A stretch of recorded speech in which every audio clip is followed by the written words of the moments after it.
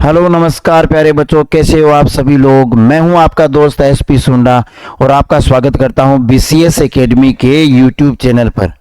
तो आप सभी बच्चों का इंतजार हुआ खत्म। आज मैं लेकर आया हूं आप लोगों के लिए कक्षा 12 का केमिस्ट्री का जो पहला पार्ट है विलियन, जिसे हम सॉल्यूशन बोलते हैं, उसके महत्वपूर्ण सवालों के साथ ये वीडियो होगा। अपना पार्ट 2 का जो वीडियो है, जो वीडियो कोर्स है, वो मैं पूरा अपलोड कर चुका हूं। अभी बायोमोलिक्यूल की क्लासें भी मैंने रिकॉर्ड कर दी है, तो आप तक वो पहुंच जाएगी। अब हम स्टार्ट करने जा रहे हैं महत्वपूर्ण सवालों का जो संग्रह है, वो अपन करने जा रहे हैं। तो मैं आपके लिए लेकर आया हूं बेहतरीन सवाल। अब आपकी जो इच्छाएं थी वो आज पूरी होने जा रही है। अब आपका फर्ज बनता है कि अगर मैंने अपना फर्ज निभाया ये वीडियो लाकर, तो आपका फर्ज है इस वीडियो को अधिक से अधिक बच्चों तक पहुंचाना, ताकि उनका भी भला हो और हमारा भी भला हो, है ना। इसलिए तो मेहनत का फल आपको भी मिले और हमें भी मिले। तो आपसे निवेदन रहेगा कि अगर आपको वीडियो अच्छा लगता है तो लाइक कीजिए, कमेंट करके अगर आपको किसी सवाल में डाउट है तो वो पूछ सकते हैं आप। और बाकी आपको ये वीडियो शेयर करना चाहिए, आपके व्हाट्सएप पे, इंस्टाग्राम पे, सब जगह स्टोरी लगनी चाहिए भाई, स्टोरी बनती है। तो चलिए स्टार्ट करते हैं।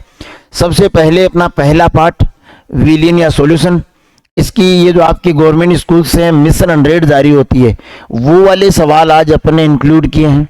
उन सवालों का अपन ऑपरेशन करेंगे, विस्तार से समझेंगे एक एक चीज को। 6 नंबर का ये पार्ट होगा, तो महत्वपूर्ण है सर। चलिए बिना देरी किए आपकी स्क्रीन पर है पहला सवाल, देखिए जी ध्यान से सुनो। देखो सबसे पहला सवाल कि ये 0.5 ऑब्जेक्टिव क्वेश्चन है, आधे नंबर का आएगा, ठीक है। एक आदर्श विलियन का गुण होता है आइडियल सॉल्यूशन। हमें पता है जो विलियन होते हैं वो दो प्रकार के होते हैं, एक तो आदर्श विलियन और एक अनादर्श विलियन। अच्छा, आदर्श विलियन कौन? जो राउल्ट के नियम का पालन करे, जो राउल्ट नियम का पालन करे वो तो है आदर्श विलियन। जो पालन नहीं करे वो कहलाते हैं अनादर्श विलियन। अनादर्श विलियन फिर दो प्रकार के अपन कह देते हैं कि आदर्श तो नहीं है, आदर्श नहीं है तो या तो वो धनात्मक विचलन दर्शा रहा है। किससे? विचलन यानी लाइन छोड़ देना, नियम को फॉलो नहीं करना। किसको? राउल्ट के नियम को फॉलो नहीं करना। अगर या तो वो धनात्मक रूप से नहीं करता और या फिर वो ऋणात्मक रूप से नहीं करता, तो ऋणात्मक विचलन दर्शाने वाले, धनात्मक विचलन दर्शाने वाले दो प्रकार के अनादर्श विलियन होते हैं। तो हम कह रहे हैं आदर्श विलियन वो होंगे जो राउल्ट नियम का पालन करेंगे प्रत्येक सांद्रता पे। तो चलो यहां देखते हैं कि यह राउल्ट नियम का पालन करता है, ये बात तो सही है साहब। डेल एच मिक्सर यानी जो विलियन जो या मिश्रण है उसका डेल एच का मतलब होता है एंथैल्पी परिवर्तन। एंथैल्पी परिवर्तन यानी मैं कहूं ये अभिकारक है, यानी विलय और विलायक है। और जब विलियन बन गया, इनसे विलियन बन गया, मैं यहां आर की जगह ये लिखता हूं, अच्छा समझ में आएगा, विलय और विलायक। अच्छा ठीक है, तो इनकी जो एंथैल्पी है उसको अपन H1 मान लें, विलियन की एंथैल्पी को मान लेते हैं H2। तो डेल H क्या होगा जी? H2 minus H1। और इसका मान कितना होना चाहिए? 0। ध्यान देना, H का मान 0 नहीं होता है, डेल H का मान 0, यानी एंथैल्पी में परिवर्तन 0 होगा। कहने का मतलब विलय विलायक की एंथैल्पी और विलियन की एंथैल्पी बराबर रहेगी। किन में? आदर्श विलियन में। तो साहब ये बात भी ठीक है। डेल एच जो मिश्रण, मिक्स यानी मिक्सचर मिश्रण है, उसका जो एंथैल्पी परिवर्तन है वो शून्य होता है, सही बात है। डेल वी होता है वॉल्यूम आयतन, तो डेल वी को अपन कहेंगे आयतन परिवर्तन। आयतन परिवर्तन यानी डेल वी बराबर अपन कह सकते हैं V2 माइनस V1, यानी विलियन का आयतन और इधर विलय विलायक का आयतन, इनका जो परिवर्तन होता है वो शून्य होता है। तो सर ये बात भी सही है, आदर्श विलियन में जो आयतन परिवर्तन है वो शून्य है। जो एंथैल्पी परिवर्तन में, ध्यान देना शब्दों पे, एंथैल्पी शून्य नहीं है, एंथैल्पी परिवर्तन शून्य है, यानी H शून्य नहीं है, डेल H शून्य है। यहां V शून्य नहीं है, V शून्य कैसे हो सकता है? आयतन तो होगा, विलियन है तो जगह तो घेरेगा, मतलब आयतन में परिवर्तन शून्य है। ठीक है जी, तो उपरोक्त सभी, तो यहां उत्तर होगा ये उपरोक्त सभी जी। देखो मैं भी भाई 1 मिनट, तो इसका उत्तर हो जाएगा, इसका उत्तर हो जाएगा, इसका उत्तर हो जाएगा, इसका उत्तर हो जाएगा उपरोक्त सभी, ये उत्तर हो जाएगा, आंसर हो जाएगा इसका द उपरोक्त सभी। यानी आदर्श विलयन के गुण क्या क्या है कि वो राउल्ट के नियम का पालन करेगा, उसका एंथैल्पी परिवर्तन 0 होगा और आयतन परिवर्तन भी 0 होगा। चलिए अगले सवाल की तरफ बढ़ते हैं, थोड़ा समय ज्यादा ही ले रहे हैं पर ठीक है। निम्न में से अणुसंख्यक गुणधर्म नहीं है, पहले समझते हैं ये अणुसंख्यक गुणधर्म होते क्या है। अणुसंख्यक गुणधर्म, देखो अणुसंख्यक गुणधर्म उनको कहते हैं जो अणुओं की संख्या पे निर्भर करते हैं, अणुओं की संख्या पर निर्भर करते हैं, निर्भर करते हैं, प्रकृति पर निर्भर नहीं करते। यानी वो इस चीज पर डिपेंड नहीं करते कि अणु कौन सा है, इस चीज पर डिपेंड करते हैं ज्यादा कि अणुओं की संख्या कितनी है। ज्यादा अणुओं की संख्या है तो वो प्रॉपर्टी ज्यादा होगी वरना कम होगी। तो अणुओं की संख्या पर निर्भर करने वाले कोलिगेटिव प्रॉपर्टीज यानी अणुसंख्यक गुणधर्म कहलाते हैं। और अणुसंख्यक गुणधर्म अपनी किताब में एनसीईआरटी में 4 दिए हुए हैं जी। पहला दिया हुआ है वाष्प दाब, फिर दिया हुआ है क्वथनांक, फिर दिया हुआ है हिमांक और लास्ट में दिया हुआ है परासरण दाब, परासरण दाब। ये लो जी, तो ये तो कोलिगेटिव प्रॉपर्टीज है, ये तो अणुसंख्यक गुणधर्म है, बाकी नहीं है। तो हिमांक में अवनमन है सर, परासरण दाब भी है सर, क्वथनांक उन्नयन भी है सर, पृष्ठ तनाव नहीं है सर। तो इसका उत्तर हो जाएगा स कि पृष्ठ तनाव है वो कोलिगेटिव प्रॉपर्टी नहीं है, अणुसंख्यक गुणधर्म नहीं है, बाकी है सर तीनों के तीनों। जल की मोलरता 55.5 55.5 मोलर होती है, ये आपको याद रखना है।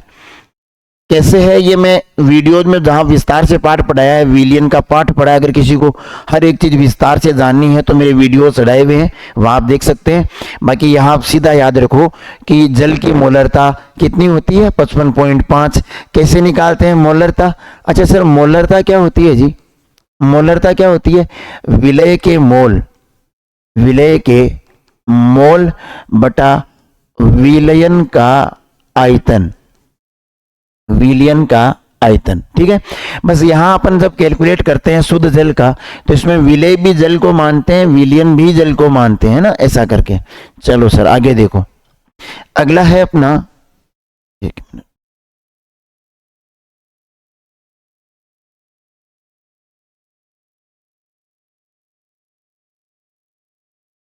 दिख रहा है ना बेटा आपको सभी को? ठीक है, सुनो अगला सवाल है, निम्नलिखित 0.1 मोलर विलयन में निम्न में से किसका क्वथनांक सर्वाधिक होगा?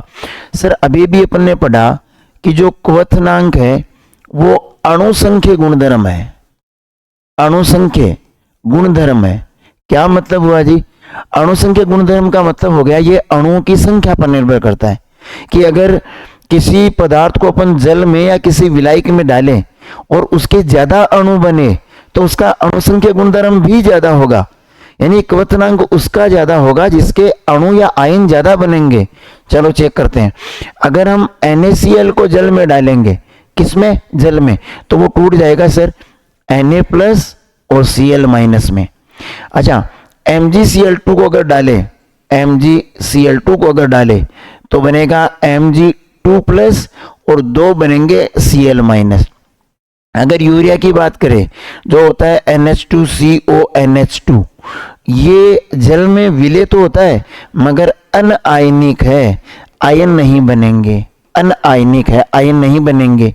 और AlCl3 को अगर जल में डाला, AlCl3 को, तो एक तो बनेगा Al3+ और 3 बनेंगे Cl-। अब मुझे ये बताओ आयन किसमें ज्यादा बने? हमने सबके एक एक मोल डाले, ऐसे मान लो यहाँ 0.1 मोलर दे रखा है तो मात्रा सबकी बराबर है।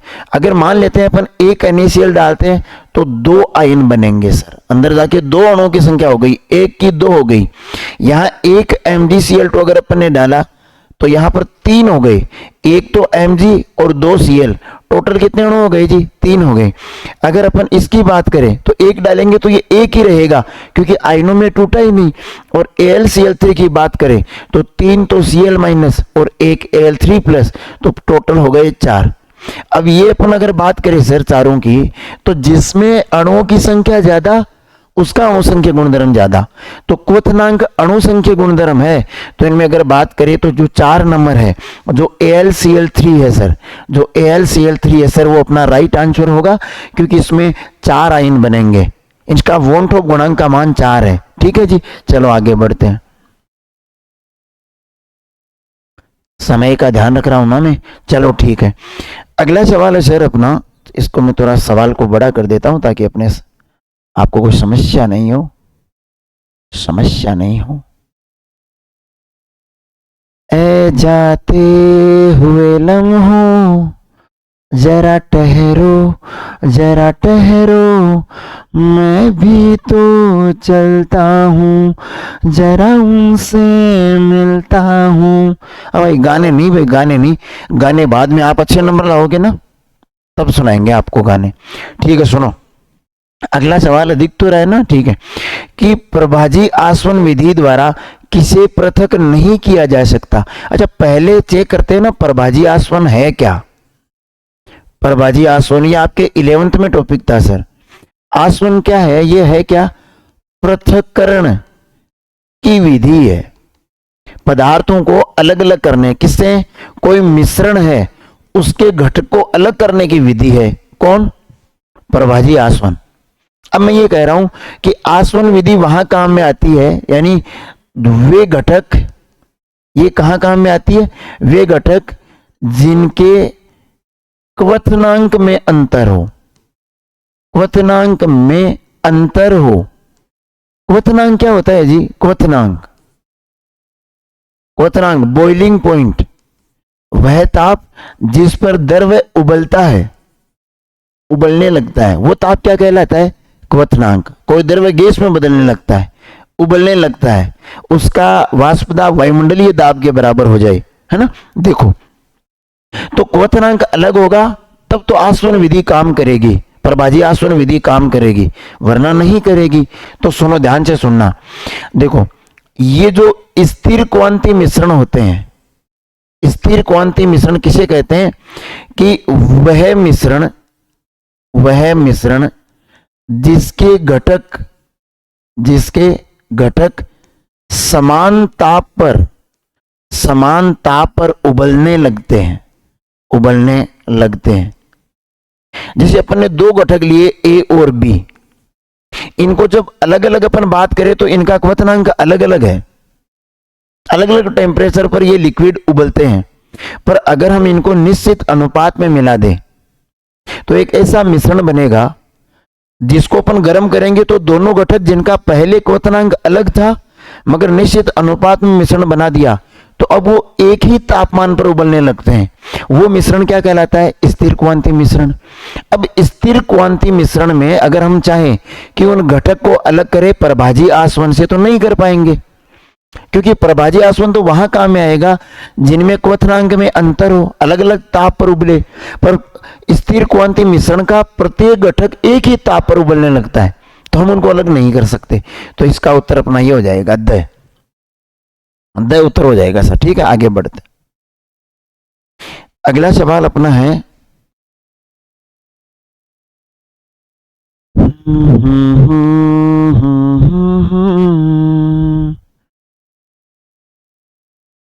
देखो और अभी बेंजीन में एथेनोइक अम्ल का वॉन टॉप गुणांक का मान क्या होगा? बेंजीन में, बहुत महत्वपूर्ण सवाल है, ध्यान देना। वॉन टॉप गुणांक क्या होता है जी? वॉन टॉप गुणांक क्या होता है जी? कैसे निकालते हैं वॉन टॉप गुणांक? इसका मान अपन निकालते हैं कि ऐसे बोल देता हूं, विलयन में घटकों की संख्या या अणुओं की संख्या बटा पहले पूर्व में घटकों की संख्या। इसको ऐसे समझो, जैसे अभी भी अपन ने कहा कि NaCl है, अगर इसको जल में डालेंगे तो एक बनेगा Na+, एक बनेगा Cl-। तो इसका अगर हमें वन टॉप गुणांक ज्ञात करना है तो बाद में घटक कितने हैं जी? 2। पहले कितना था? 1। तो 2/1 वन टॉप गुणांक कितना आया? 2। जैसे हमें पूछ ले AlCl3 का वन टॉप गुणांक बताओ, तो हमें पता है एक तो बनेगा Al3+ और 3 बनेंगे Cl-। तो वन टॉप गुणांक क्या है? बाद में कितने अणु है जी? एक तो ये रहा, 3 ये रहे, 4। और पहले कितना डाला था? 1। तो वन टॉप गुणांक कितना आ गया? 4। समझ रहे हो? तो यहां देखो हमें किसका पूछ रहा है? बेंजीन में एथेनोइक अम्ल का। एथेनोइक अम्ल क्या होता है जी? एथेनोइक अम्ल होता है एसिटिक अम्ल को ही बोलते हैं, एसिटिक अम्ल। और फॉर्मूला क्या होता है? CH3C+OH। ये एसिटिक अम्ल होता है, अपन इस तरह लिख देते हैं इसको, एसिटिक अम्ल। ये कह रहा है इसको अगर आप बेंजीन में डालोगे, देखो जल में डालने पर अलग चीज है, यहां विलायक बेंजीन दिया हुआ है, तो बेंजीन होता है अध्रुवीय, एसिटिक अम्ल होता है ध्रुवीय। केमिस्ट्री कहती है समान समान को घोलता है। इसका मतलब एसिटिक अम्ल बेंजीन में घुलेगा तो नहीं, क्योंकि बेंजीन अम्ल तो आयनिक है, सॉरी एसिटिक अम्ल तो आयनिक है और बेंजीन अनायनिक है, C6H6 जिसे बोलते हैं। तो घुलेगा तो नहीं, पर होगा क्या वो देखना। जैसे ही बेंजीन में हम एसिटिक अम्ल डालेंगे, जैसे ही बेंजीन में हम एसिटिक अम्ल डालेंगे तो देखो एसिटिक अम्ल के दो अणु, दो मॉलिक्यूल मैं ऐसे लिख देता हूं, ये मैंने एसिटिक अम्ल के 2 मॉलिक्यूल लिख दिए।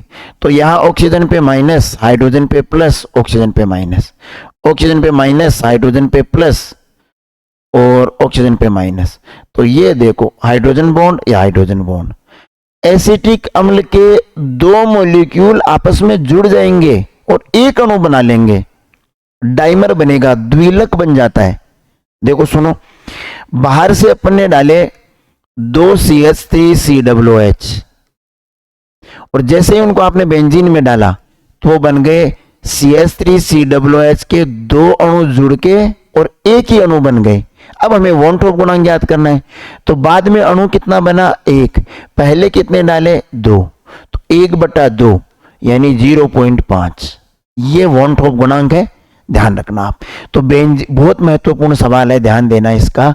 बेंजीन एथेनोइक अम्ल, बेंजीन में एथेनोइक अम्ल यानी एसिटिक अम्ल CH3COOH, वन टॉप गुणांक का मान होगा 0.5 है। ठीक है जी, आगे बढ़ते हैं सर, समय थोड़ा ज्यादा लग रहा है, सवाल ज्यादा है सर, है ना।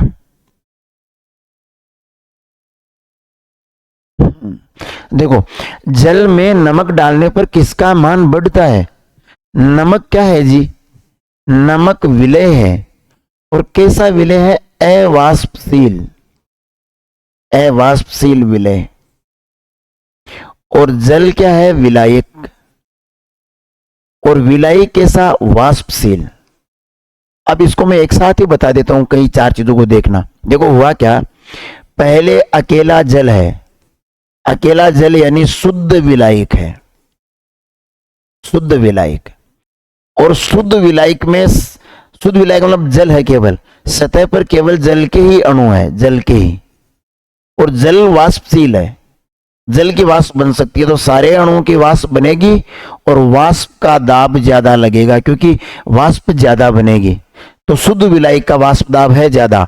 अगर इसमें मैं मिला देता हूं कोई अवाष्पशील विलेय, अवाष्पशील विलेय, अवाष्पशील विलेय का मतलब है जिसकी वाष्प नहीं बनेगी, घुल तो जाएगा, अविलेय नहीं बोल रहा हूं मैं, घुल तो जाएगा, नमक घुलता तो है जल में, पर उसकी वाष्प नहीं बनती आसानी से। तो हम कह रहे हैं कि अवाष्पशील विलेय मिला दिया तो बन गया विलियन। अब देखो जी, इस विलियन में जल के अणु भी है और साथ में घुले हुए नमक के अणु भी है सतह पे। इसका मतलब क्या होगा? वाष्प तो केवल जल के अणु की बनेगी, नमक के अणु की तो नहीं बनेगी। तो इसका वाष्प दाब में कमी आ गई, वाष्प दाब में कमी। जिसको क्या बोलते हैं, वाष्प दाब में अवनमन। क्या बोलते हैं, तो भाषा बन गई कि यदि वाष्पशील विलायक में अवाष्पशील विलय मिला दे तो वाष्प दाब में कमी आती है, जिसे कहते हैं वाष्प दाब में अवनमन। क्या कहते हैं जी, वाष्प दाब में अवनमन। मैं 3-4 टॉपिक एक बार यही करवा देता हूं। अगर वाष्प दाब में कमी आई तो उसके बाद में क्वथनांक और हिमांक पर क्या प्रभाव पड़ेगा वो भी यही देख लेते हैं। देखो, मैं पहले ले रहा हूं शुद्ध विलायक और ये कह रहा हूं विलायक द्रव है तो इसका कुछ न कुछ वाष्प दाब होगा। तो मैं मान के चलता हूं ये जो लाइन है वो शुद्ध विलायक का वाष्प दाब बता रही है। शुद्ध विलायक का वाष्प दाब का लेवल ये है सर, समझ पा रहे हो ना, ये लेवल है। अब गैस का वाष्प दाब ये होता है जिसे अपन वायुमंडलीय दाब बोलते हैं, वायुमंडलीय दाब। और ठोस अवस्था का सबसे कम होता है वाष्प दाब, क्योंकि वाष्प बनेगी ही नहीं ठोस अवस्था में। ठोस अवस्था का वाष्प दाब यानी ठोस है तो उसकी वाष्प नहीं बनेगी तो वाष्प दाब कम होगा, द्रव में थोड़ी ज्यादा बनेगी तो ज्यादा होगा, और गैस में तो गैस ही गैस है तो दाब ज्यादा लगेगी। इसका मतलब ये तीनों के लेवल लिख दिए। अब क्या होता है कि किसी द्रव्य का वह ताप जब उसका वाष्प दाब वायुमंडलीय दाब के बराबर हो जाए वो तो कहलाता है क्वथनांक। क्या कहलाता है, क्वथनांक। कौन सा टेम्परेचर, बॉइलिंग टेम्परेचर TB, ठीक है जी। और किसी द्रव्य का, ये द्रव्य रहा, वह टेम्परेचर जिसमें उसका वाष्प दाब ठोस के बराबर हो जाए वो कहलाता है हिमांक। फ्रीजिंग पॉइंट TF हिमांक कहलाता है। अब ध्यान देना, इंपॉर्टेंट बात है कि शुद्ध विलायक का वाष्प दाब ये लेवल था, इसमें हमने मिला दिया अवाष्पशील विलय तो वाष्प दाब में आ गई कमी। तो मान के चलते हैं शुद्ध विलायक में जैसे ही अपन ने विलयन मिलाया तो ये विलयन का वाष्प दाब कम हो गया सर। विलायक का यहां था, विलयन का यहां होने से फर्क क्या पड़ा, ये चीज बढ़ गई। ये चीज क्या थी, क्वथनांक, और ये चीज घट गई सर। ये चीज क्या थी, हिमांक। तो तीनों चीजें आपस में रिलेटेड है कि अगर शुद्ध विलायक में अवाष्पशील विलय मिलाया जाए तो वाष्प दाब में तो आती है कमी, वाष्प दाब में अवनमन। क्वथनांक में होती है वृद्धि, जिसे बोलते हैं क्वथनांक में उन्नयन, और हिमांक में होती है कमी, जिसे बोलते हैं हिमांक में अवनमन।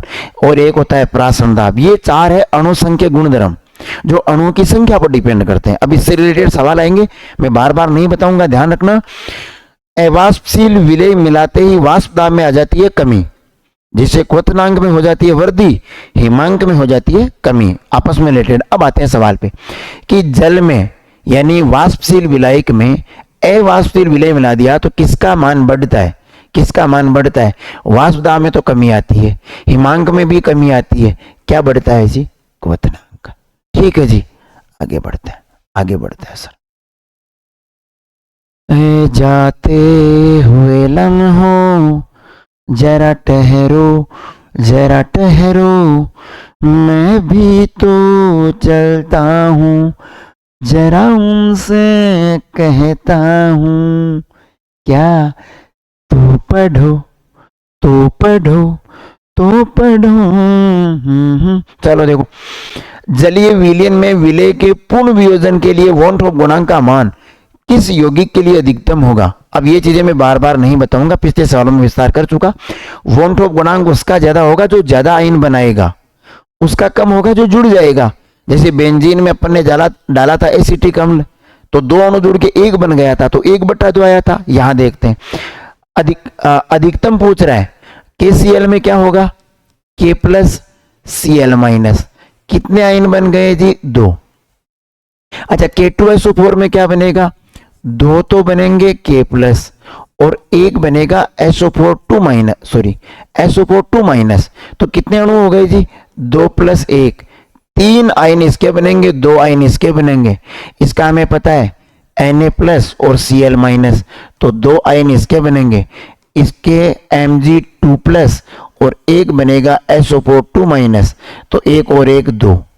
तो ज्यादा किसमें, 2 इसका, 2 इसका, 2 इसका, इसके 3, तो उत्तर हो गया K2SO4। वॉन ट्रॉप गुणांक K2SO4 अधिक होगा सर। ठीक है जी, आगे बढ़ते हैं सर। देखो ये याद रखना, इंपॉर्टेंट सवाल है एनसीईआरटी का, कि निम्न में से कौन गैस हेनरी के नियम का पालन नहीं करती? सर HCl नहीं करती, ये बाकी करती है। हीलियम, नाइट्रोजन और ऑक्सीजन करती है, HCl नहीं करती। हेनरी का नियम क्या है जी?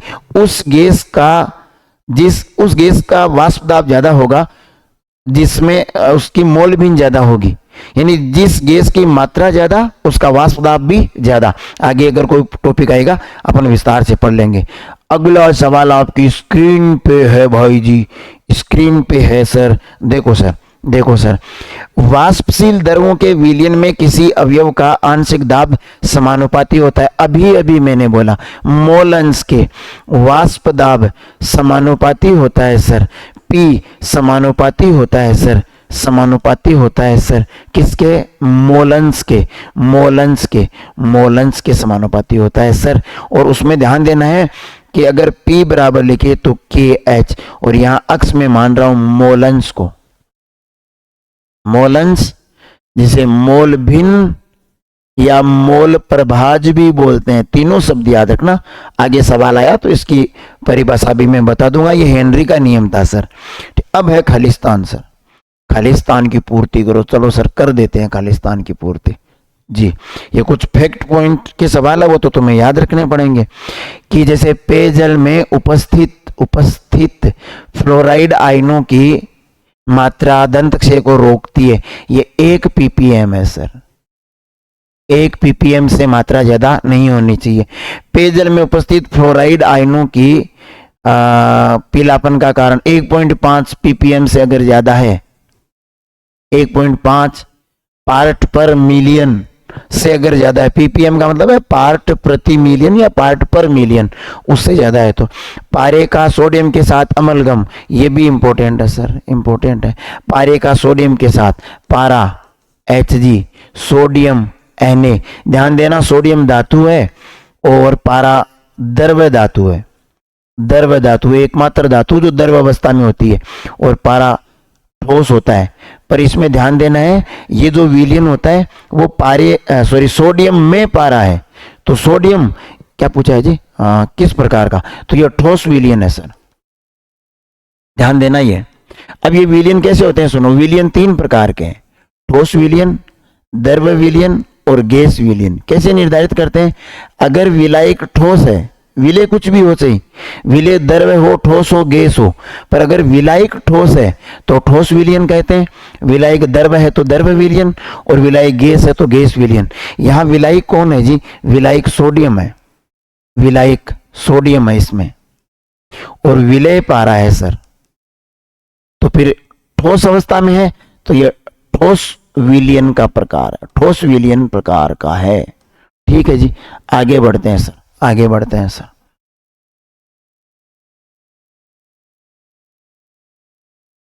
किसी दिल वाली ने ये हमसे पूछा है। देखो ताप के बढ़ने पर गैस की द्रव में विलेयता, ताप के बढ़ने पर गैस की विलेयता कम होती है सर द्रवों में। क्यों होती है जी सर? कि जो देखो द्रव है, ये कोई द्रव है और इसमें घुली हुई है गैस।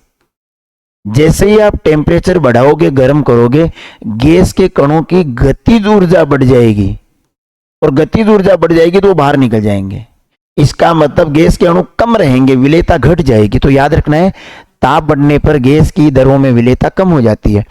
एसिटिक अम्ल, एसिटिक अम्ल को बेंजीन में घोलने पर, एसिटिक अम्ल एथेनोइक अम्ल को ही बोलते हैं, एथेनोइक अम्ल को पढ़ गए हैं।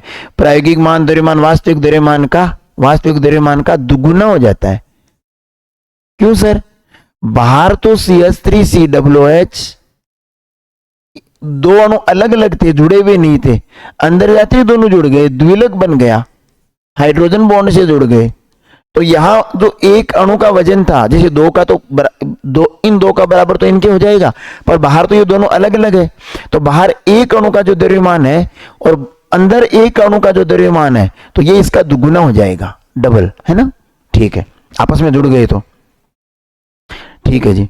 आगे पूछ रहा है चूहे मारने की जहर के रूप में NaF सोडियम फ्लोराइड को प्रयुक्त किया जाता है। आगे देखो अगला सवाल, थोड़ा तेज चलना पड़ेगा वरना ये होंगे नहीं सर। हाइड्रोजन गैस का पैलेडियम में विलयन, हाइड्रोजन का पैलेडियम में, तो पैलेडियम विलायक है और पैलेडियम तो धातु है, तो ठोस विलयन है सर। विलायक ठोस तो ठोस विलयन। कपूर का नाइट्रोजन गैस में विलायक में विलय होता है, तो विलायक गैस है, तो विलयन कैसा हो गया जी, गैस, ये विलयन हो गया। HCl गैस की साइक्लोहेक्सेन के विलयन में विलेयता का ग्राफ हेनरी नियतांक को दर्शाता है। हेनरी नियतांक KH होता है ना, KH, इसको दर्शाता है, ढाल है ना। चलो सर आगे बढ़ते हैं। अगला, राउल्ट के नियम से ऋणात्मक विचलन विलय विलायक के अणुओं के मध्य आकर्षण ज्यादा होगा या कम, वो पूछ रहा है। तो सुनो, ये विलय है, सॉरी ये विलायक, मैं विलायक लिख देता हूं और मैं ये विलय लिख देता हूं। इन दोनों को मिलाएंगे तो सर बनेगा विलयन। क्या बनेगा, विलयन।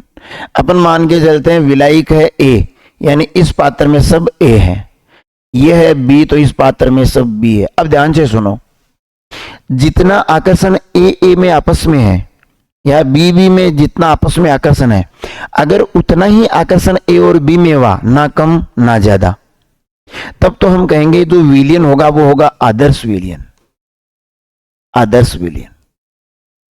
पर यदि ऐसा हुआ कि या तो A में आकर्षण या B में आकर्षण ज्यादा है, किससे, A B के आकर्षण से, तो भी राउल्ट का नियम का पालन नहीं करेंगे। अरे या फिर कम है तो भी नहीं करेंगे। अब सुनो, मैं ये कह रहा हूं कि A में या B में ज्यादा आकर्षण है, इनमें आपस में ज्यादा बनती है, A में आपस में ज्यादा बनती है, B में ज्यादा बनती है, पर AB में कम बनती है, कम। अब कम बनेगी तो जैसे आप गर्म करोगे तो वाष्प ज्यादा बन जाएगी, ज्यादा बन जाएगी तो हम कहेंगे धनात्मक विचलन होगा, धनात्मक विचलन। अच्छा, ऋणात्मक कब होगा, ऋणात्मक तब होगा कि A में कम बने, B में कम बने, पर AB में ज्यादा बने, AB में आकर्षण ज्यादा हो। आकर्षण ज्यादा होगा तो जब गर्म करेंगे तो एक दूसरे को छोड़ेंगे नहीं, तो वाष्प कम बनेगी, तो वाष्प दाब में कमी आएगी, उसको अपन कह देंगे ऋणात्मक विचलन, ऋणात्मक विचलन। तो विलय विलायक में आकर्षण ज्यादा तब तो ऋणात्मक विचलन, और विलय विलायक में आकर्षण कम तब धनात्मक विचलन। ये पूछ रहा है ऋणात्मक विचलन कब होगा, तो ऋणात्मक विचलन में विलय और विलायक का आकर्षण क्या होता है जी, ज्यादा, अधिक, अधिक ज्यादा होगा। ठीक है, आगे बढ़ते।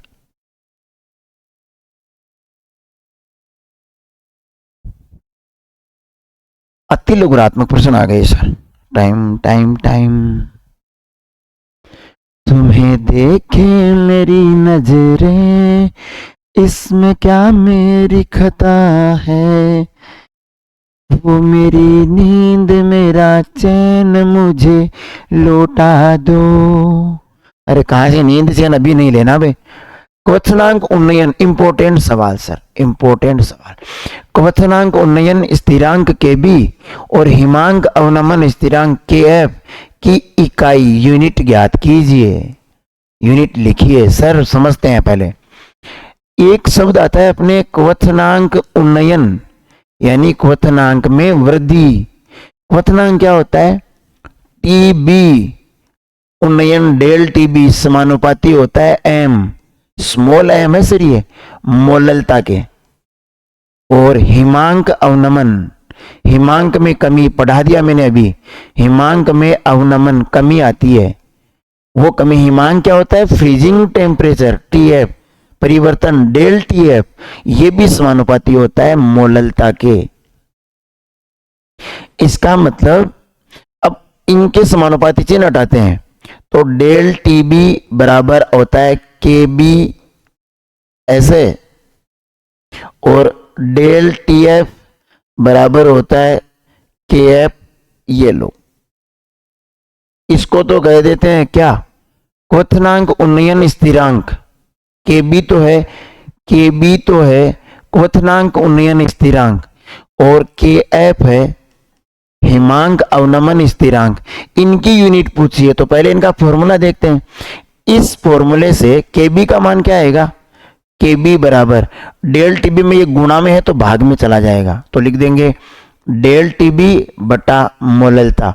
इसमें के एफ बराबर आ जाएगा डेल टी एफ बटा वही डेल टी एफ बटा एम। अब ध्यान दो, डेल टीबी है तो टेम्परेचर ना, तापमान ही तो है, तापमान में अंतर निकालेंगे तो तापमान ही तो आएगा, चाहे वृद्धि निकालो चाहे कमी निकालो। तो ये भी टेम्परेचर है, ये भी टेम्परेचर है, ये भी मोललता, यानी दोनों की इकाई समान होगी। चलो निकालते हैं। टेम्परेचर का मात्रक केल्विन, मोललता का मात्रक, मोललता क्या होती है जी, विलय के मोल बटा विलायक का द्रव्यमान। सर द्रव्यमान किसमें होना चाहिए, किलोग्राम में, तो मात्रक क्या हो गया जी, मोल प्रति किलोग्राम। किसका, मोललता का, वो रख देते हैं, मोल किलोग्राम ऊपर चला जाएगा, बटा के बटा ऊपर चला गया ना, तो ये क्या मात्रक हो गया जी, केल्विन किलोग्राम, और इसके ऊपर मैं घात एक प्लस के लगाता हूं, ऊपर ले जाते हैं माइनस, तो मोल इनवर्स, ये मात्रक होगा। सर दोनों का इंपॉर्टेंट है, याद रखना। तो मात्रक हो जाएगा केल्विन किलोग्राम मोल इनवर्स, किसका, के एफ का भी और के बी का भी। हाँ, क्वथनांक उन्नयन स्थिरांक के बी और हिमांक अवनमन स्थिरांक के एफ, दोनों की यूनिट सेम होती है, केल्विन किलोग्राम प्रति मोल। चलिए सर अगले सवाल की तरफ जाते हैं।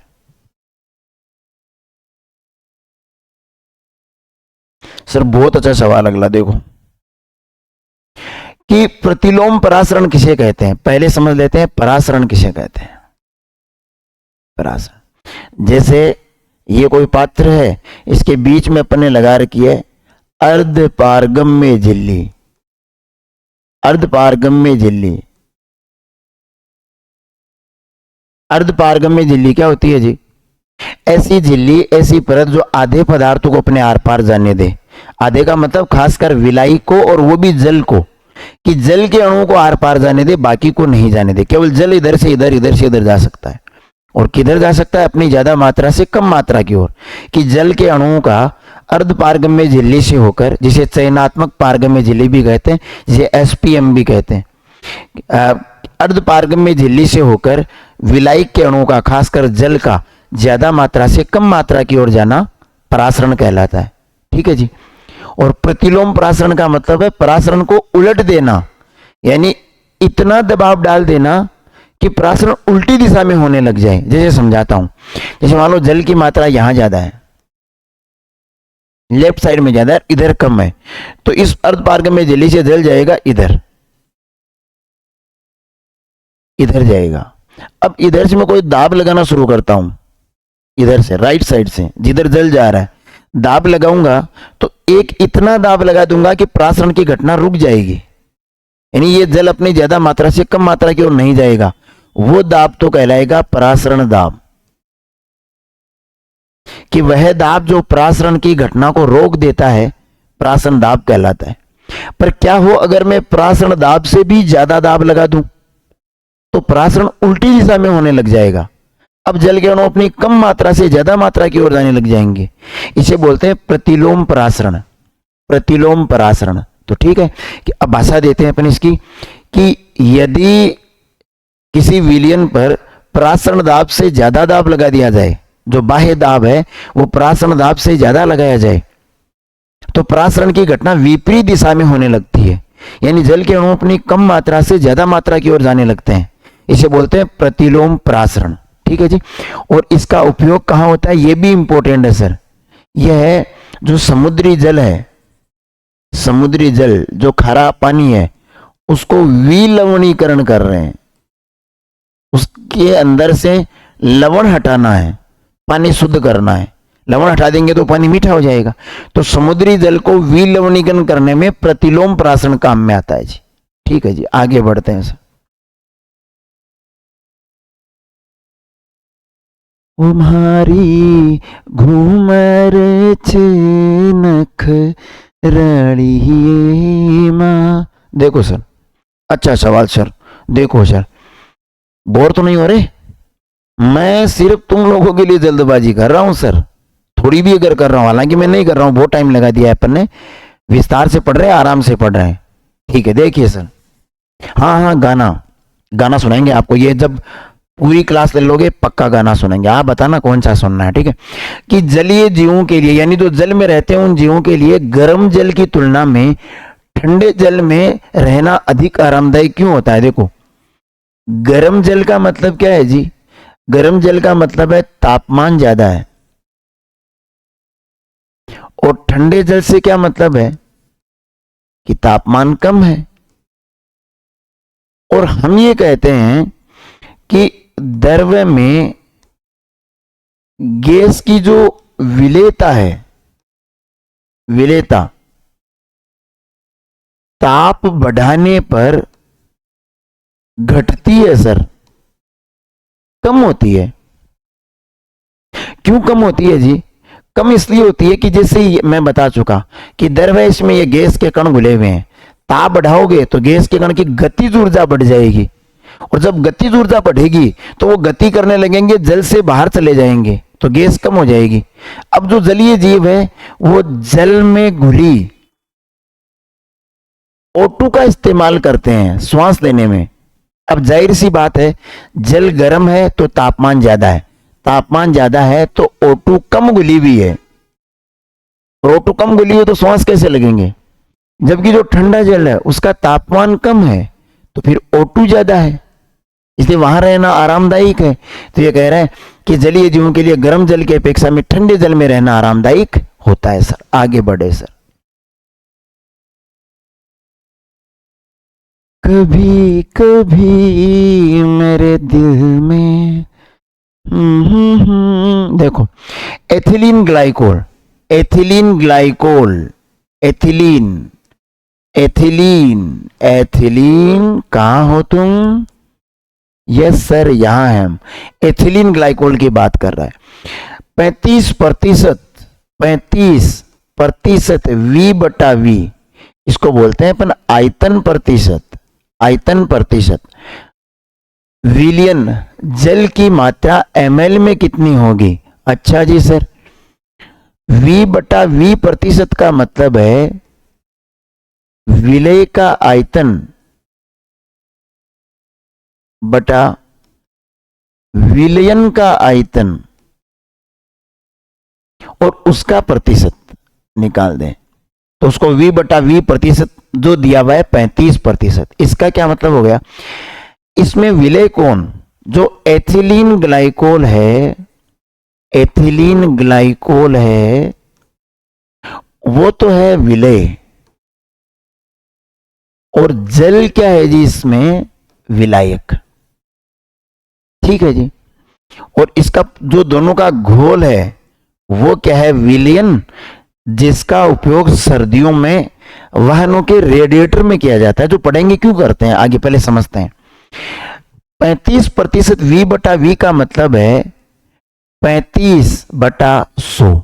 आपके 35% अगर नंबर, हालांकि बहुत आएंगे, 35 नहीं आएंगे, पर मैं कहूं जैसे 35% किसी के नंबर है, मेरे आ गए 35, तुम्हारे 100 आएंगे।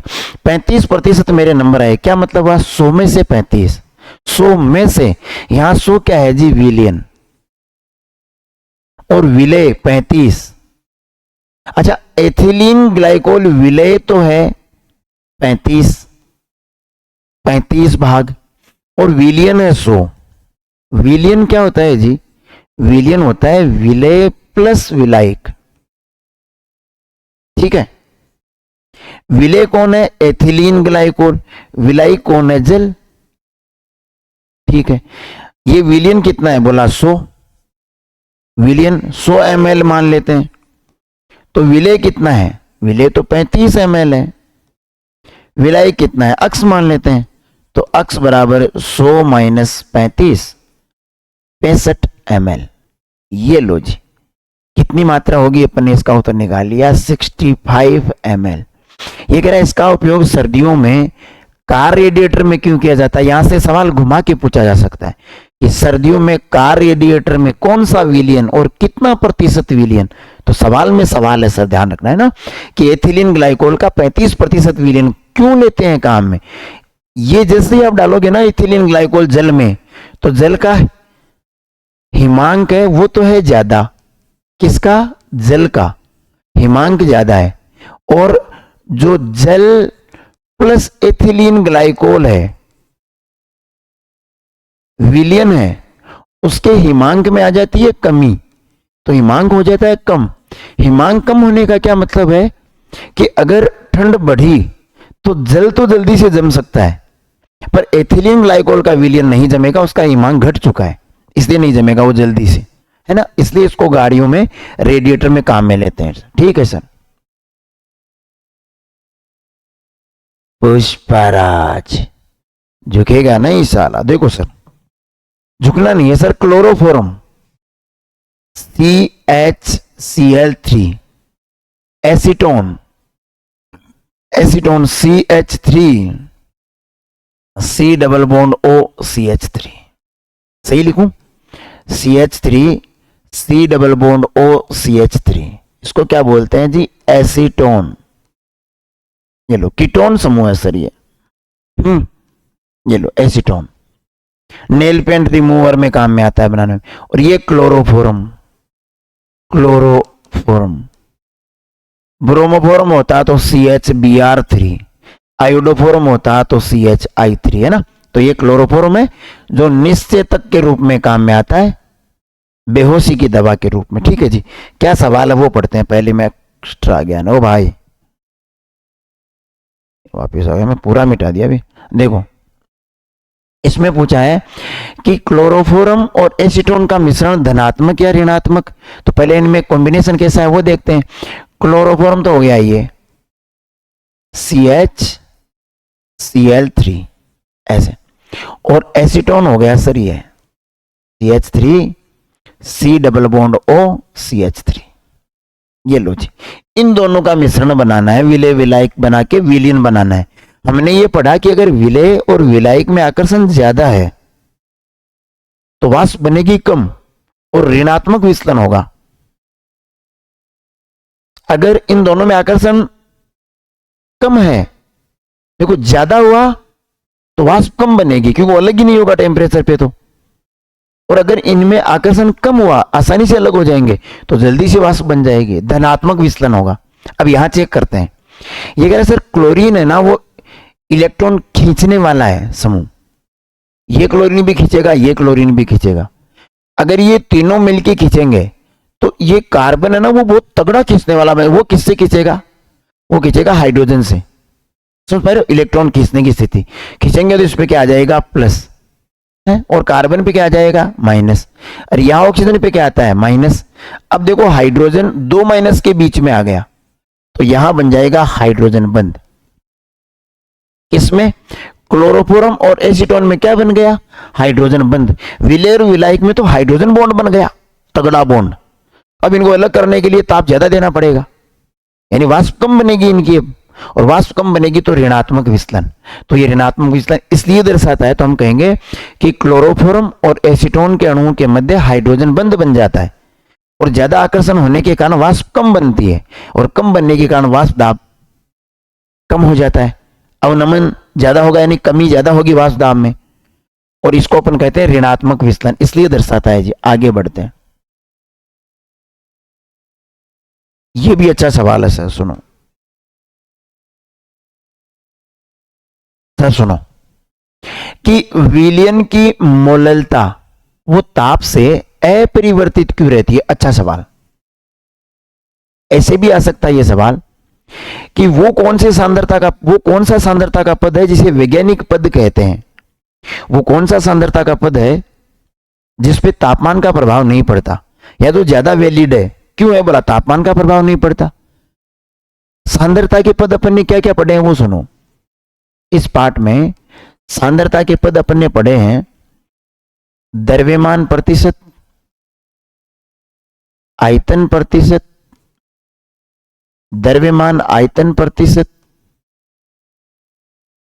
फिर अपन ने पढ़ा मोलरता, फिर अपन ने पढ़ा मोललता। तो सुनो ध्यान से, मोल बिन वो हो गया। मोलरता और मोललता में कंपैरिजन करते हैं, ये इंपॉर्टेंट भी है। मोलरता तो होता है विलय के मोल यानी मात्रा, और विलयन का आयतन। अब मुझे बताओ, कोई लिक्विड है, उसको अगर आप गर्म करोगे तो वो फैलेगा यानी वाष्प बनेगा, जगह ज्यादा घेरेगा। तो तापमान का प्रभाव आयतन पर पड़ता है डायरेक्टली, और आयतन अगर बदलेगा, अगर अपन किसी विलयन का ताप बढ़ाएंगे तो आयतन बदलेगा, और आयतन बदलेगा तो मोलरता भी बदलेगी। तो मोलरता पर तो प्रभाव पड़ता है तापमान का। अब मोललता पे आते हैं। मोललता क्या है जी? विलय के मोल यानी मात्रा। तो मात्रा पर तो क्या फर्क पड़ेगा? अगर आपने किसी चीज को मान लो 1 किलो लिया है तो गर्म कर दिया तो अवस्था बदल सकती है, मात्रा तो 1 किलो ही रहेगी। तो विलय के मोल पर तो ताप का प्रभाव यहां भी नहीं पड़ रहा था, यहां भी नहीं पड़ेगा। अब यहां आता है विलायक का द्रव्यमान। द्रव्यमान तो साहब वजन पर भी फर्क नहीं पड़ेगा ताप का, तो और जब दोनों पर नहीं पड़ेगा तो मोललता पर भी नहीं पड़ेगा। तो ये पूछ रहा है विलयन की मोललता ताप से अपरिवर्तित क्यों रहती है? तो हम कहेंगे कि मोललता होती है विलय के मोल बटा विलायक का द्रव्यमान किलोग्राम में, और हम जानते हैं ना तो मोल की संख्या पर और ना ही द्रव्यमान पर तापमान का प्रभाव पड़ता है, इसलिए मोललता अपरिवर्तित रहती है। ताप बदलने पर मोललता अपरिवर्तित रहती है, जबकि मोलरता बदल जाती है, क्योंकि ताप बदलोगे तो आयतन बदलेगा साहब पक्का, और आयतन बदलेगा तो मोलरता बदल जाएगी साहब। आगे बढ़ता, अगला है जी मोल अंश को परिभाषित कीजिए। ध्यान देना भाई, ए भाई जरा देख के चलो, क्योंकि तुम ही हो जिंदगी, अब तुम ही हो, तेरा मेरा रिश्ता है कैसा, एक पल। देखो मोलंश, मोल प्रभाज और मोल भिन्न, 3 नाम है सर इसके। कैसे निकालते हैं वो देखो, सुनो। जैसे अपने पास 2 घटक है ए और बी, कितने भी हो सकते हैं पर मान के चलते हैं ए और बी, और इन दोनों को मिला के अपन ने बना दिया विलयन। विलयन। अब हमें उस विलयन में मोलंश ज्ञात करना है। किसका?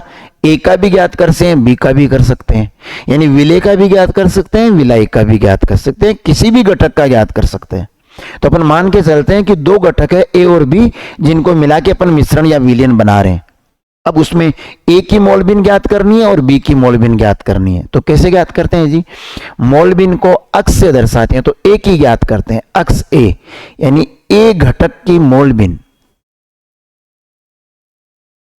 मोल भिन्न तो कैसे ज्ञात करेंगे? ए के मोल, भाई कितने मोल है विलयन में ए के, वो बटा कुल मोल। कुल मोल से क्या मतलब है? ए प्लस बी के मोल। भाई विलयन में ए घटक भी है और बी घटक भी है, दोनों के टोटल मोल तो लिखने हैं नीचे, और ऊपर उसके मोल लिखना है जिसका ज्ञात करना है। तो क्या ज्ञात कर लेंगे? मोलंश, मोल प्रभाज या मोल भिन्न। जैसे यहां पर बी ज्ञात करना होता, बी का मोलंश अक्स बी ज्ञात करना होता, तो फिर ऊपर लिखते बी के मोल और उसमें भाग दे देते कुल मोल का, ए प्लस बी के मोल का। क्या आ जाती? बी की मोल भिन्न। ए हो चाहे बी हो चाहे सी हो, कितने भी घटक होते, सब घटकों की मोलंश निकाल सकते हैं। अब एक चीज में यहां पर अब आ गया तो बता देता हूं, इस टॉपिक पे मुझे याद है एक अलग अच्छा टॉपिक। जैसे मान लो 3 घटक है, एक अक्स ए घटक है, एक बी घटक है और एक सी घटक है एक विलयन में, और तीनों की मोल भिन्न ज्ञात करनी है। तो ए घटक की मोल भिन्न क्या होगी? ए के मोल बटा ए प्लस बी प्लस सी के मोल। यहां क्या लिखेंगे? बी के मोल। अब मोल को अपन एन से लिखे तो मैं से लिख देता हूं एन ए, यानी ए के मोल बटा एन ए के मोल, बी के मोल और सी के मोल। इसको 1 नंबर दे देते हैं। अच्छा, बी की मोल भिन्न ज्ञात करनी है तो फिर बी के मोल ऊपर रखने पड़ेंगे और नीचे कुल मोल, तो एन ए, एन बी और एन सी। और अगर एक्स सी यानी सी की मोल भिन्न ज्ञात करनी है तो फिर सी के मोल ऊपर रखेंगे, एन ए, एन बी और एन सी। इसको 3 नंबर दे देते हैं, इसको 2 नंबर। अब एक इंटरेस्टिंग खेल देखना, इन तीनों मॉल बिंदुओं का योग कितना होगा? अक्ष ए, अक्ष बी और अक्ष सी है, ज्यादा होते तो ज्यादा, कम होते तो कम। चलो जोड़ देते हैं, इन तीनों का योग चेक करना है। चलो पहली समीकरण क्या है? एन ए बटा n A plus n B plus n C. अच्छा, दूसरी मोल बिन क्या थी? एन बी बटा n A plus n B plus n सी।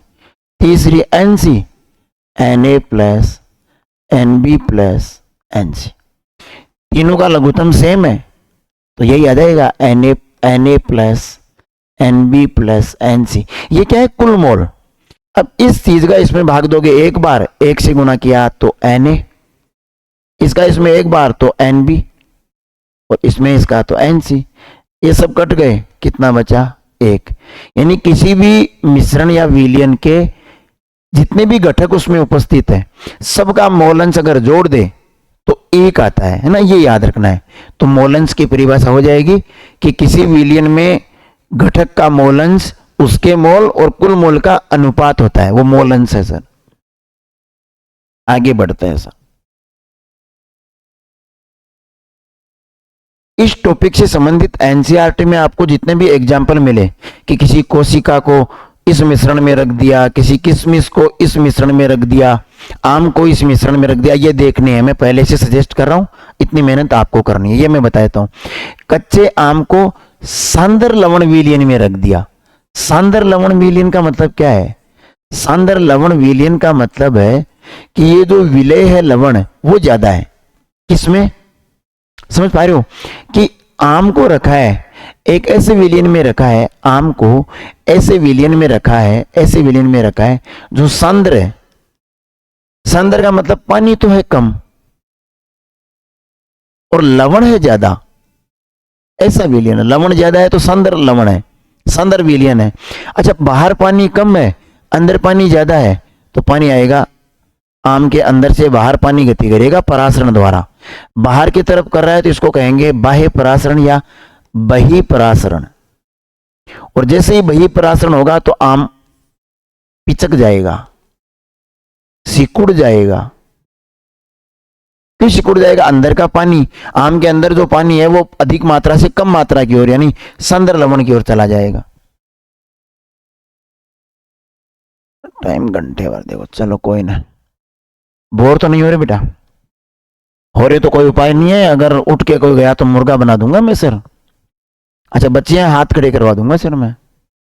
देखो बेटा, पढ़ाई का वक्त है यही। देखो, निम्न को 0.1 मोलर में बेंजीन ग्लूकोज, AlCl3, MgCl2 और NaCl क्वथनांक के बढ़ते क्रम में लिखो। सर क्वथनांक अणु संख्या गुणधर्म है, पढ़ा ना अपन ने। और जिसके अणुओं की संख्या ज्यादा क्वथनांक ज्यादा। तो सर अगर आप इसका विलयन लोगे C6H12O6, ये पानी में घुल जाएगा पर आयनों में नहीं टूटेगा, तो इसका वॉन्टोम गुणांक 1 आ जाएगा। अगर AlCl3 की बात करें तो मैंने बता रखा है Al3 प्लस और 3 बनेंगे Cl माइनस, तो अणु बन गए 4। अगर बात करें MgCl2 तो 1 Mg2 प्लस और 2 Cl माइनस, तो ये अणु बन गए 3 और लास्ट है NaCl, तो इसके बनते हैं 2। तो जिसमें अणुओं की संख्या ज्यादा उसका क्वथनांक ज्यादा। तो अणुओं की संख्या सबसे कम किसमें? इसमें। तो सबसे कम ये मैं से लिख देता हूं C6H12O6। इससे ज्यादा ये तो 1 है ना, इससे ज्यादा 2 यानी NaCl, और उससे ज्यादा 3 यानी MgCl2, और सबसे ज्यादा क्वथनांक AlCl3। तो ये बढ़ता क्रम है क्वथनांक का। आगे बढ़ते हैं सर। राउल्ट के नियम से धनात्मक और ऋणात्मक विचलन दर्शाने वाले विलयनों के उदाहरण एनसीईआरटी में देखना बेटा। एक तो ऋणात्मक अभी अपन ने किया ना, एसीटोन और क्लोरोफॉर्म वाला। ऐसे कार्बन डाइसल्फाइड, एसीटोन, बेंजीन, ऐसे कई विलयन दिए हुए, आप एनसीईआरटी से देख लेना। आगे बढ़ते हैं सर, वरना मैं और सवाल नहीं करा पाऊंगा सर। देखो ये सर, लो देखो सर कि 5 ग्राम NaOH को जल में घोलकर बनाए गए 250 ml विलयन की मोलरता ज्ञात करो। सर इसमें से करेंगे अपन कि दिया है, मान क्या दिया, पहले पहचानो विलय और विलायक।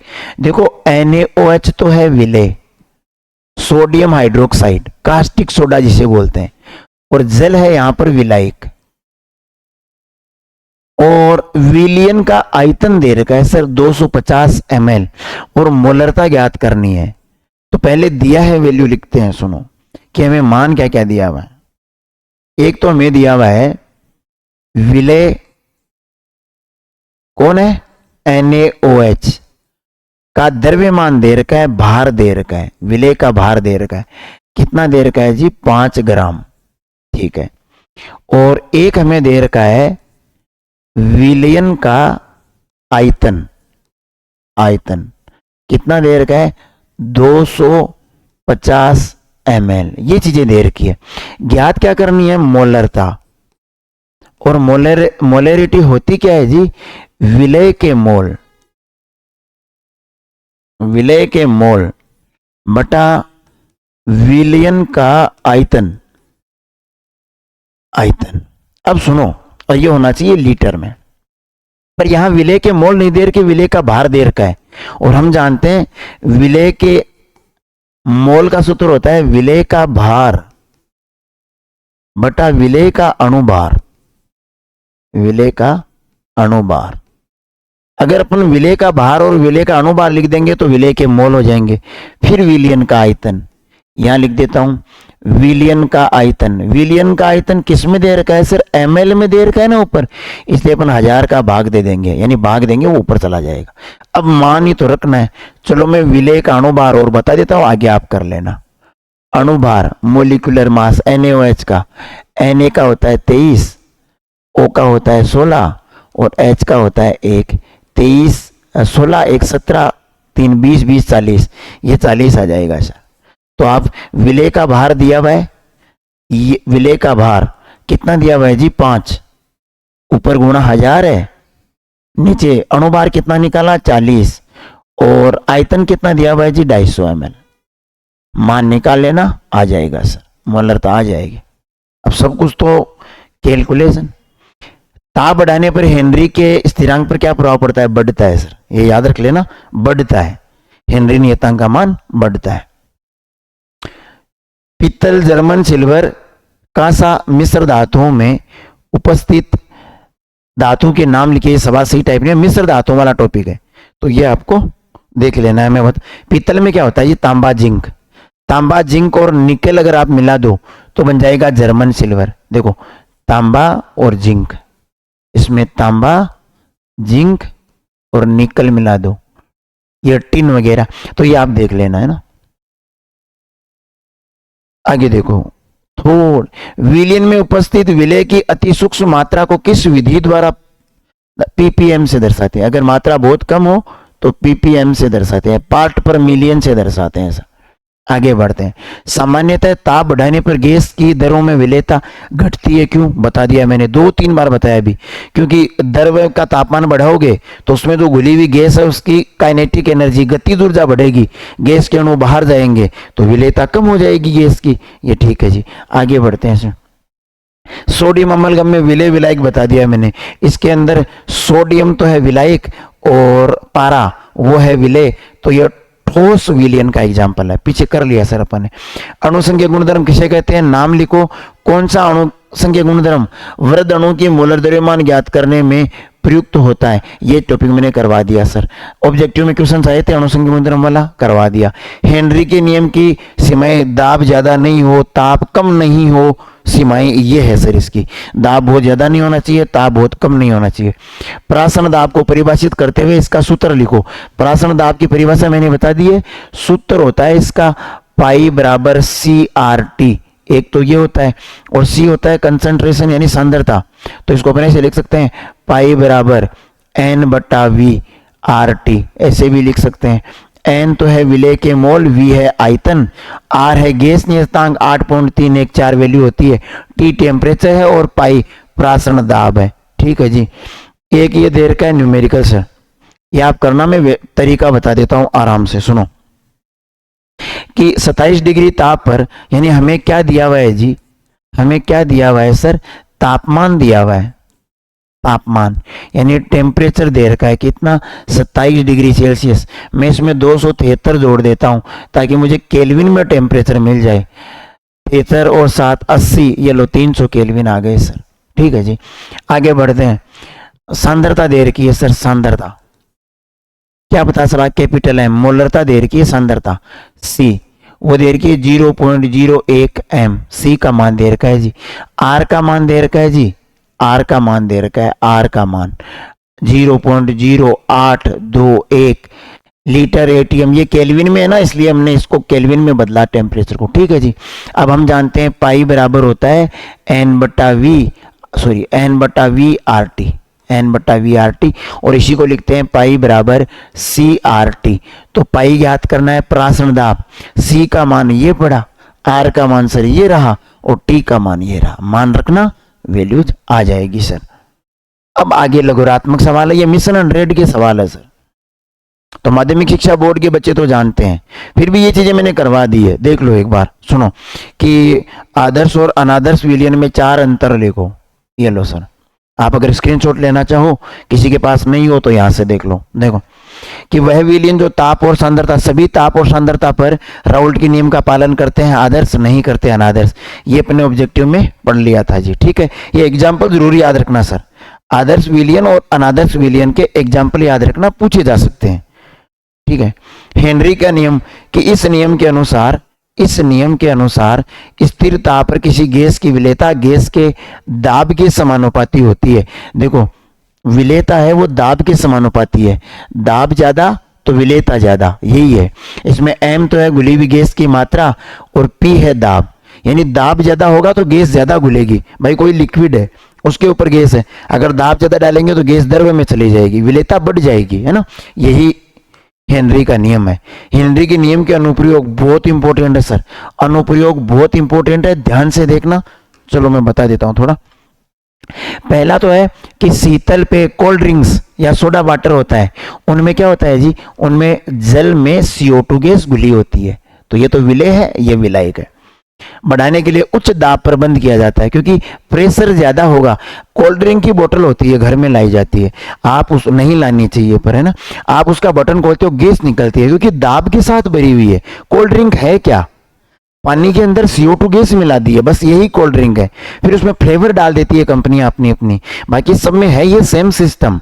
पानी में यानी विलायक पानी है, उसमें गैस कौन सी, CO2 कार्बन डाइऑक्साइड गैस ज्यादा दाब के साथ भर दी, क्योंकि दाब ज्यादा तो उसकी विलेयता ज्यादा हो जाएगी। आप ढक्कन खोलोगे थोड़ी गैस की आवाज आएगी, पियोगे तो स्वाद अलग, मतलब जो तुम्हें पसंद है वो स्वाद।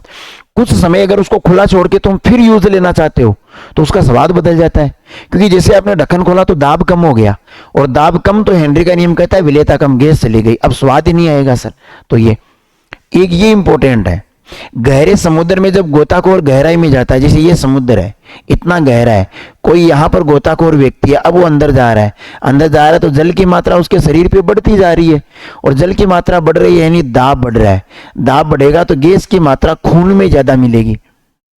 उच्च दाब की वायु में श्वास लेते हैं, जिससे उच्च दाब पर वायु में उपस्थित नाइट्रोजन और ऑक्सीजन रक्त में ज्यादा घुल जाते हैं, और जब गोताखोर वापस सतह पर आते हैं तो दाब कम हो जाएगा, तो गैस रक्त से बुलबुलों के रूप में निकलेगी, ऐसे डायरेक्ट निकलना चाहेगी, क्योंकि वो जब गोताखोर ऊपर आएगा तो दाब कम हो जाएगा, दाब कम तो विलेयता भी कम तो वो गैस वापस बाहर निकलेगी, तो वो चीर की कोशिकाओं को निकलेगी, तो दर्द ज्यादा होगा, ऐंठन ज्यादा होगी, तो गोताखोर को पीड़ा होगी, और इस अवस्था को कहते हैं बेंड्स। डायरेक्ट क्वेश्चन आ सकता है, बहुत इंपॉर्टेंट है कि बेंड किसे कहते हैं, तो याद रखना है ना। और बेंड से बचाव के लिए ये भी अच्छा सवाल है, गोताखोर गैस सिलेंडर में हीलियम गैस मिलाते हैं, क्योंकि वो क्रिया नहीं करती, उसकी विलेयता कम होती है, कि दाब बढ़ भी गया ना तो ब्लड में गैसों की मात्रा उतनी नहीं घुलेगी।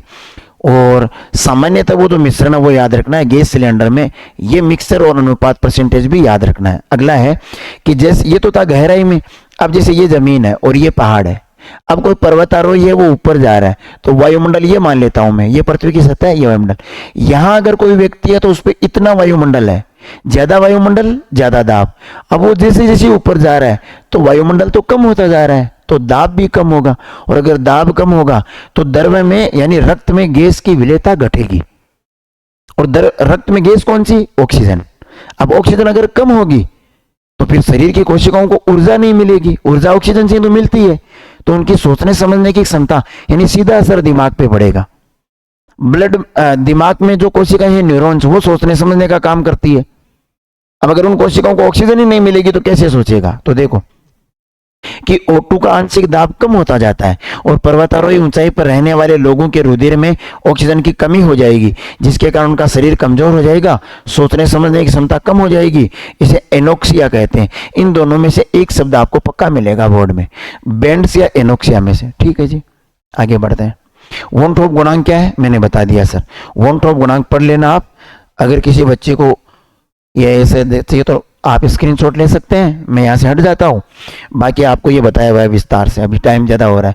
स्थिर क्वांतीय मिश्रण बता दिया सर मैंने, स्थिर क्वांतीय मिश्रण बता दिया कि जिनका पहले क्वथनांक अलग अलग होता है, निश्चित अनुपात में मिलाएंगे तो दोनों का समान क्वथनांक पर दोनों उबलने लगेंगे। और प्रश्न आया था क्या कि प्रभाजी आसवंशिक इनको अलग नहीं कर सकते, वो वाला है, तो आप इसको पढ़ लेना। एग्जाम्पल इनके याद रखना है ना कि अगर एथेनॉल 95% लें और 5% जल बनाए और उनका मिश्रण बना लें, तो ऐसे तो एथेनॉल का क्वथनांक अलग है, जल का क्वथनांक अलग है, अलग अलग ताप पर उबलते हैं। पर अगर इस अनुपात में इनको मिला दें तो जो मिश्रण बनेगा वो स्थिर क्वांतीय मिश्रण कहलाएगा, क्योंकि फिर वो सेम टेम्परेचर पर उबलने लग जाएंगे। ठीक है जी। अगला है वाष्प दाब में अवनमन किसे कहते हैं? अणुभार ज्ञात करने का ये चीज मैंने बता दी कि जब विलायक में विलय मिलाते हैं तो वाष्प दाब में कमी आती है। क्वथनांक उन्नयन हिमांक अवनमन बता दिया सर, विस्तार से बताया। मोलरता और मोलरता से किस प्रकार भिन्न है बात कर ली सर, बता दिया पूरा। मोलरता में पढ़ा चुका सर। प्रेशर कुकर में खाना जल्दी क्यों पक जाता है? दिख रहा है ना, थोड़ा बड़ा करो क्या इसको, देखो। प्रेशर कुकर में द्रव्य पर दाब बढ़ जाता है क्योंकि वो ढक्कन बंद रखते हैं ना, और दाब बढ़ेगा तो उसका क्या बढ़ जाएगा? क्वथनांक बढ़ जाएगा। और द्रव्य ज्यादा ताप पर उबलता है, यानी ताप ज्यादा लेगा वो ज्यादा देर तक, तो इसमें जल्दी पक जाता है फिर वो। और जबकि पहाड़ों में यानी ऊंचाई पर जाएंगे तो वायुमंडलीय दाब कम हो जाएगा, तो क्वथनांक भी कम हो जाएगा, तो जल्दी वाष्प बन जाएगा, इसलिए खाना सर देर से पकेगा। वो पानी क्या वाष्प बनना शुरू कर देगा, तो पानी के अंदर जो सब्जी आपने डाली है उसको टेम्परेचर नहीं मिलेगा, उसको नहीं मिलेगा तो फिर वो देर तक सब्जी बनेगी। अब सड़कों पर जमी बर्फ को हटाने के लिए नमक का छिड़काव क्यों किया जाता है? नमक क्या है? अवाष्पशील ठोस। अगर आप नमक मिलाओगे तो हिमांक में आएगी कमी, क्वथनांक में होगी वृद्धि। इसलिए NaCl प्रतिहिम कारक का कार्य करता है। NaCl प्रतिहिम कारक का कार्य करता है क्योंकि ये अवाष्पशील विलेय है। जो बर्फ पर डालेंगे तो हिमांक के मान में कमी आ जाएगी, और हिमांक कम यानी बर्फ पिघलने लग जाएगी। ठीक है जी। प्रासरण किसे कहते हैं? प्रासरण दाब से अणुभार ज्ञात करने का सूत्र ज्ञात कीजिए सर। अपन कहा पाई बराबर N/V/RT। N क्या है? मोल। तो क्या लिख दें? मोल क्या होता है? भार बटा अणुभार। तो भार बटा अणुभार, यहां आ गया V और यहां आ गया RT। क्या ज्ञात करवा रहा है जी? अणुभार ज्ञात करने का। तो M पक्षांतरण कर लेना आप, M को इधर ले आना, पाई को उधर ले जाना, इतना तो कर ही लोगे। एक प्रोटीन के 300 ml जलीय विलयन में 1.25 प्रोटीन है ग्राम, तो ये तो विलय का भार दे रखा है। 300 केल्विन ताप T दे रखा है, विलय का भार ये दे रखा है सर, और प्रासरण दाब ज्ञात करना है जी। और ये सॉरी प्रासरण दाब दिया हुआ है सर, प्रासरण दाब भी दिया हुआ है, और 300 ml जलीय विलयन, ये आयतन भी दिया। मैं देखो चिन्ह लगा देता हूं, पाई का मान दिया हुआ है, आयतन का मान दिया हुआ है, विलय का भार दिया हुआ है, R का मान दिया हुआ है, ये लो। ठीक है, 300 केल्विन टेम्परेचर दिया हुआ है। अब देखो प्रासरण दाब दे रखा है, भार दे रखा है, आयतन दे रखा है, R दे रखा है, T दे रखा है, M ज्ञात कर लेंगे, कोई इश्यू नहीं है, पक्षांतरण से ज्ञात कर लेंगे। और अपना लास्ट सवाल है, समपराशरी, अल्पपराशरी, अतिपराशरी विलयन किसे कहते हैं? सौंप क्या है? और अनादर्श विलयन के प्रकारों की विवेचना कीजिए। अनादर्श विलयन के प्रकार अपन ने पढ़ लिए सर, अनादर्श विलयन के प्रकार अपन ने पढ़ लिए, धनात्मक विचलन दर्शाने वाले, ऋणात्मक विचलन दर्शाने वाले। और समपराशरी, दो ऐसे विलयन जिनका प्रासरण दाब बराबर हो, समपराशरी। अगर एक का प्रासरण दाब ज्यादा है तो वो अतिपराशरी है, एक का कम है तो वो अल्पपराशरी है। ठीक है जी। सौंफ क्या है कि जो व्यक्ति ज़्यादा नमक का इस्तेमाल करते हैं, ज़्यादा नमक अपने भोजन में लेते हैं, तो उनके शरीर में सूजन आ जाती है। उनके शरीर में सूजन इसलिए आ जाती है कि जो पानी है वो कोशिकाओं के अंदर बाहर उसकी मात्रा इम्बैलेंस हो जाती है, वो संतुलन नहीं रहता, तो शरीर में या कोशिकाओं में सूजन आ जाती है। इसलिए ये कह रहा है उसे सौंफ कहते हैं। तो ठीक है जी, मैंने आप सभी बच्चों को मिशन 100 के एक एक सवाल को विस्तार से बता दिया है। फिर भी अगर किसी सवाल में आपके और कोई सवाल आपके पास हो जो अब भी आपको नहीं आ रहा है, तो आप कमेंट करके बता सकते हैं। जरूर कमेंट करके ये बताएगा कि आज का सेशन आपको कैसा लगा, ताकि मुझे अगला सेशन लाने, अगले पार्ट के सवालों की हिम्मत मिल सके। चलिए फिर मिलेंगे। धन्यवाद। जय हिंद, जय भारत। खुश रहिए, हंसते रहिए, पढ़ते रहिए।